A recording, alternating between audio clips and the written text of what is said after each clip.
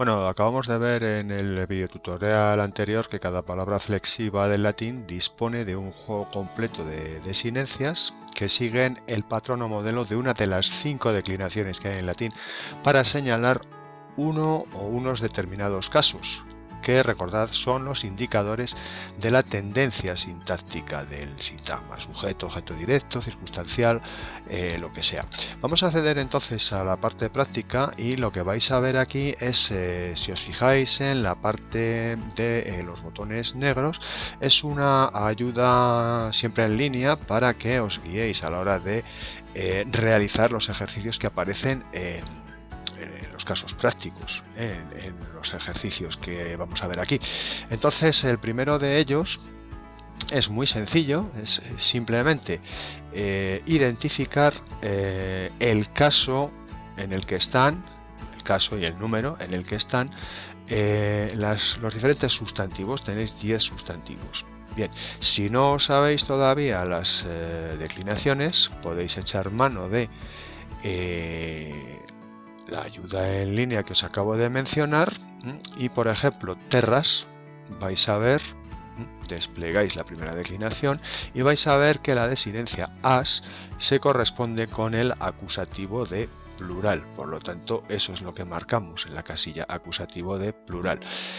Si cogéis la segunda, natura, probad en la primera declinación y vais a ver que la desinencia am corresponde al acusativo de singular, lo marcáis.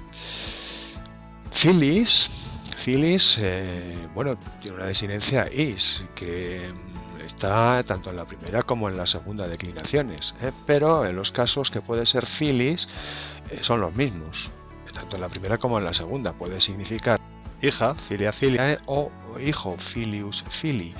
Bien, en este caso puede ser dativo o ablativo de plural en cualquiera de las dos declinaciones. Bastará con que elijáis cualquiera de los dos casos, con eso será suficiente. Bien, completad vosotros el ejercicio siguiendo esta dinámica y vais a ver que el botón verde de autocorrección se activa cuando lo hayáis completado. Bueno, este es un ejercicio de tipo ensayo y error, es decir, tienes que tener, puesto que es muy sencillo, todas las respuestas correctas para que se deshabilite el ejercicio. Entonces, bueno, si os equivocáis una vez, tenéis que hacerlo entero otra vez. El ejercicio 2 es un poquito menos mecánico, más elaborado, y con él vamos a ensayar nuestras primeras traducciones del latín, que son latinismos. Si recordáis, un latinismo es una expresión que hemos tomado directamente del latín y todavía utilizamos en nuestras lenguas actuales. Bien, vais a ver que sobre los textos latinos hay una serie de botones. Bien, esos botones os van a pedir una información de tipo sintáctico, o bien la función sintáctica que hace el elemento en el enunciado que estáis trabajando, o bien el caso de un determinado sintagma. Es importante que tengáis en cuenta que hay que responder bien. Si respondéis bien a las cuestiones sintácticas, automáticamente se os habilitará, se os pondrá en amarillo el rectángulo para que escribáis la traducción. Y una vez que escribáis la traducción, podéis acudir al botón verde para saber si lo habéis hecho bien o mal. Si lo habéis hecho mal, tendréis que corregir vuestra respuesta, porque si no, no podréis avanzar. Por ejemplo, si cogéis el primer latinismo, errare humanum est, errare tiene que ser, tenéis que señalar la casilla de o la elección de sujeto, porque el verbo ser, est en latín, de habitual, como sabéis, se construye con un sujeto compatible con un infinitivo verbal, que es lo que tenemos aquí, y un complemento que llamamos atributo, en el texto humano.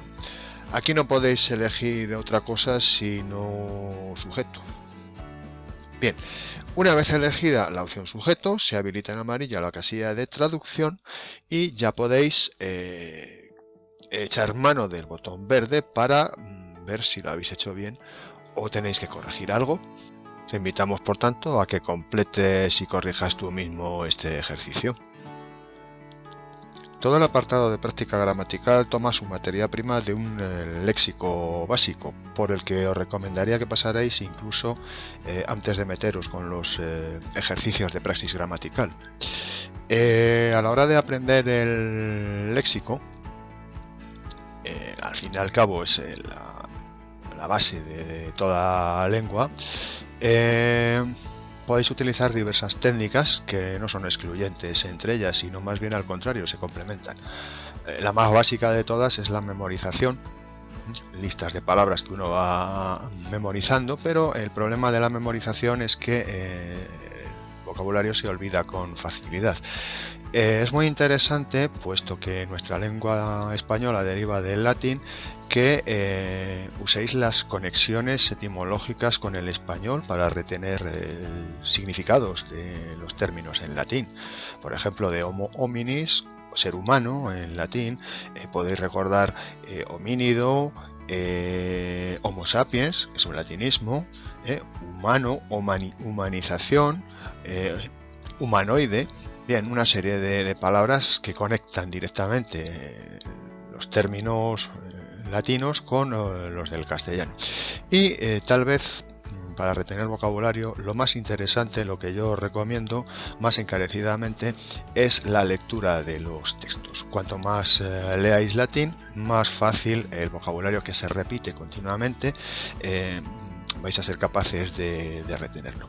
Bien, en todo caso, el apartado de léxico de las lecciones se organiza o se articula exactamente igual que el de gramática. Es decir, vais a encontrar dos secciones que son lo que hay que saber, que os va a remitir al capítulo 3 de la gramática didáctica con los epígrafes correspondientes, y una sección para recordar, donde vais a poder ver el vocabulario pautado y básico en cada lección, ¿no? Por ejemplo, en esta primera vamos a ver el vocabulario de la naturaleza, muy básico como os digo, el vocabulario del ser humano y el vocabulario de la familia. Un grupo muy importante de palabras en todas las lenguas es lo que se denomina palabras gramaticales. Son palabras que tienen muy poca carga de significado en sí mismas y se concretan y actualizan o sirven para actualizar el significado de otras palabras. Bien, dentro de esta categoría vamos a meter los dichosos y famosos verbos irregulares de los que disponen todas las lenguas y que son las palabras más usadas. Entonces aquí os recogemos el presente de algunos verbos muy usados en latín: el verbo ser o estar, unese fui, el verbo querer, volo vele volui, el verbo ir, oire ibitum, el verbo llevar, cero ferre turilatum, y tenéis el presente de indicativo, que os convendría saber cuanto antes, porque la mayoría de los ejercicios y de las lecturas, incluso de Poeta Marcial, se van a basar en este vocabulario. Si acudimos ahora a la parte aplicada, es decir, vamos a hacer prácticas de léxico, verás que lo primero que te encuentras, o uno de los ejercicios recurrentes en esta parte siempre, es la relacionada con la evolución fonética. Este contenido ya lo explicábamos en el apartado, en la lección introductoria, el Lexordium, y entonces simplemente lo que tienes que hacer es, partiendo de un término latino,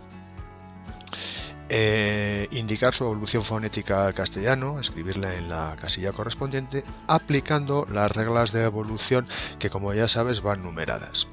Para corregir, la cosa es sencilla, es simplemente pulsar sobre el botón de cada palabra en latín y te dará lo que tienes bien y lo que tienes mal. Y si te atascas, simplemente pulsas el botón derecho del ratón, y te dará las soluciones. Intenta utilizar el botón derecho, lógicamente, lo menos posible. Por otro lado, el resto de los ejercicios pues van encaminados, van dirigidos a que practiques el vocabulario que hemos visto, digamos, en la parte teórica de lo que es el léxico, ¿no? Entonces aquí, por ejemplo, te pide que completes una serie de casillas con palabras que faltan y que hemos visto apartado teórico, digamos, ¿no? Por ejemplo, nostrum, denominación que los romanos daban al Mediterráneo. Bien, pues si no te acuerdas exactamente, es una frase muy conocida, recurres a digamos, los desplegables que hemos visto, por ejemplo, en este caso la naturaleza, y ahí verás que la solución es mare. Mare nostrum es la denominación que daban los romanos al Mediterráneo. Bien, todo este ejercicio 2 va en esa línea. Si pasas al 3, aquí vamos a trabajar el tema de los verbos irregulares. Entonces, fíjate como una serie de términos del castellano, acuífero, petrolífero, mamífero, repiten una raíz verbal latina que es la que tú tienes que recoger en las casillas correspondientes, tal y como lo hemos estudiado en el apartado del léxico. Bien, finalmente vas a encontrar una serie de un último ejercicio que son traducciones directas al latín. ¿Cómo se dice cielo en latín? Bien, si no te acuerdas, vuelves otra vez a tus desplegables y ahí, tratándose de la naturaleza, desplegamos de la naturaleza y buscas cielo. Te habrás dado cuenta de que en latín hay, digamos, como dos palabras. Cielo se dice caelum, caeli. Esto se llama enunciado y explicaremos en la próxima lección por qué es así y en qué consiste.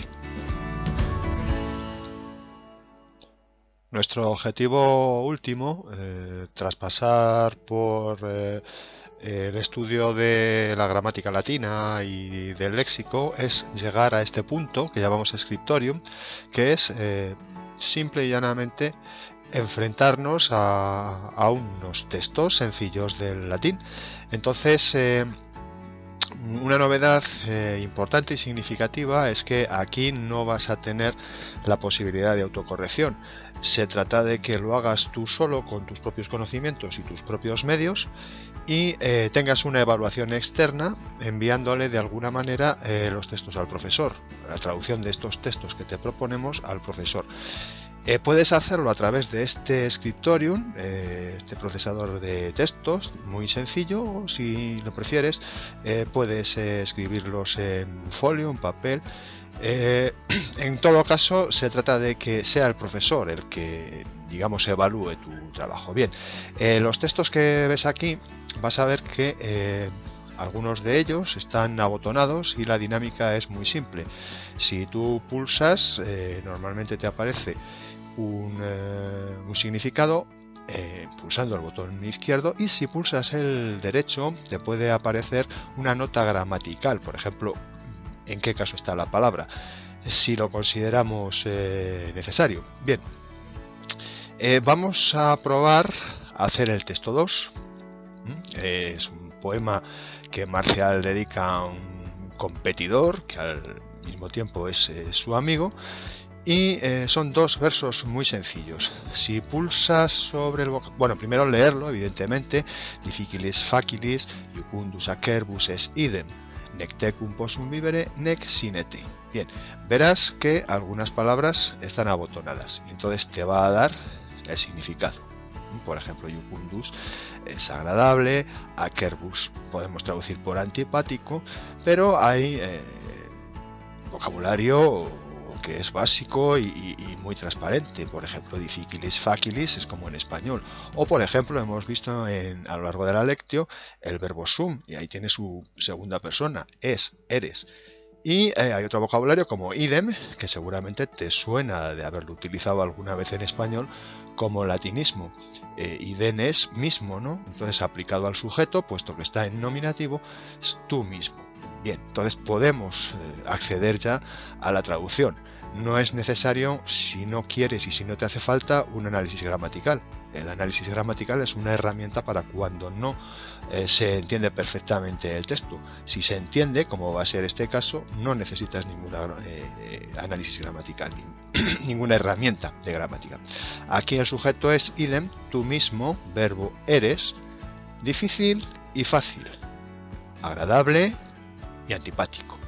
Ya tenemos traducido el primer verso.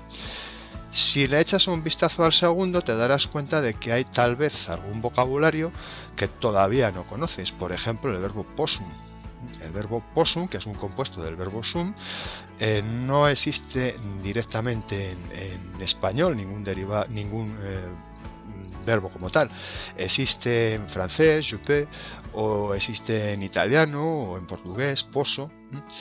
Pero no en español. En español sí que tenemos palabras derivadas como posible, imposible, posibilidad. Bien, a estas alturas ya te habrás dado cuenta de que estamos ante el verbo poder, que estudiaremos justamente en la próxima lección.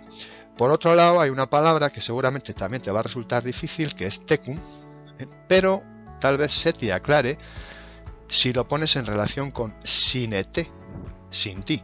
Entonces, a lo mejor tecum puedes vislumbrar cuál es su significado, y si no, puedes invertir el orden de los términos, en vez de tecum, cum te, y seguramente que ya sabes qué significa. También veremos esto en la próxima lección. Entonces te invitamos a que realices la traducción de los textos y se la envíes a tu profesor.